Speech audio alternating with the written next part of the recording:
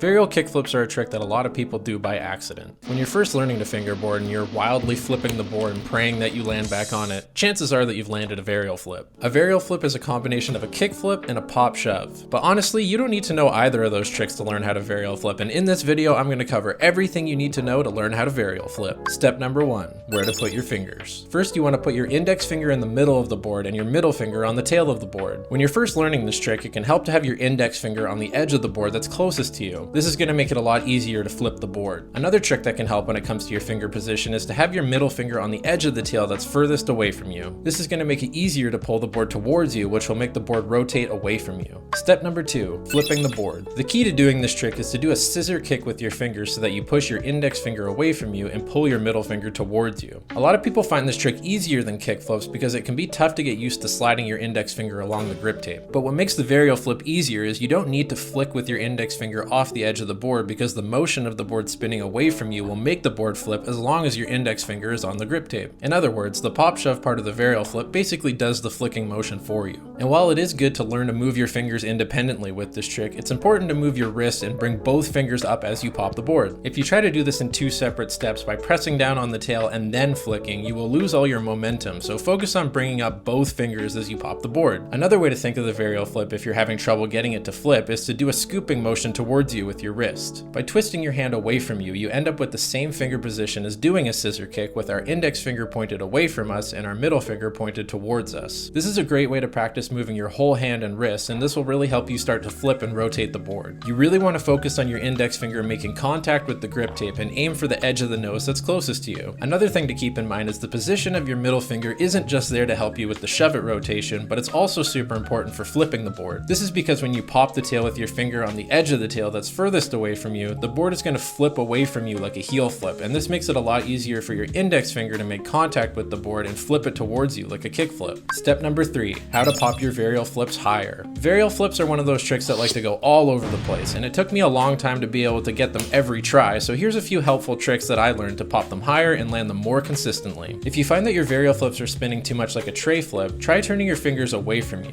This is going to slow down the rotation of the board and give you a lot more control. When you have your fingers straight on the board or turned towards you, the board naturally wants to spin more, and it tends to not stay directly under your fingers. If your varial flips are doing more than one flip, like a nightmare flip, try putting your index finger on the edge of the board that's furthest away from you. This will make it much harder to flip the board, so you can focus on just getting it to flip once. Varial flips are much more like a kick flip than they are a shove it, so if you haven't already, check out my kickflip tutorial so you can really master the kickflip. What really worked for me when trying to get my varial flips higher was to think of it as a regular kickflip, but have my fingers in the varial flip position. That way you can focus on getting a good pop and flick, and the board will naturally want to rotate because our middle finger is on the edge of the board that's furthest away from us. Doing a shove it is a lot easier than a kickflip, so it's important to focus on the kickflip portion of this trick if you really want to catch the board in the air. I find that when I focus too much on doing the shove it part of the varial flip, I can never get them very high. But by getting a solid pop with the tail and leveling out the board with my index finger, I can actually catch my varial flips on the way up rather than waiting for them to fall back down to the ground. Varial flips are not super common in fingerboarding. A lot of people skip learning them properly because they are considered a beginner trick. But if you can get a solid varial flip, it opens up the door to so many more complicated tricks like backside flips, tray flips, and big spin flips. And if you want to learn some other easy tricks, check out my previous videos to learn about ollies or basic manuals and grinds. Once you combine those with your varial flips, you'll be looking like a pro fingerboarder in no time. And let me know in the comments below what trick you want to learn next. Thank you so much for watching, and make sure to subscribe for more tutorials like this.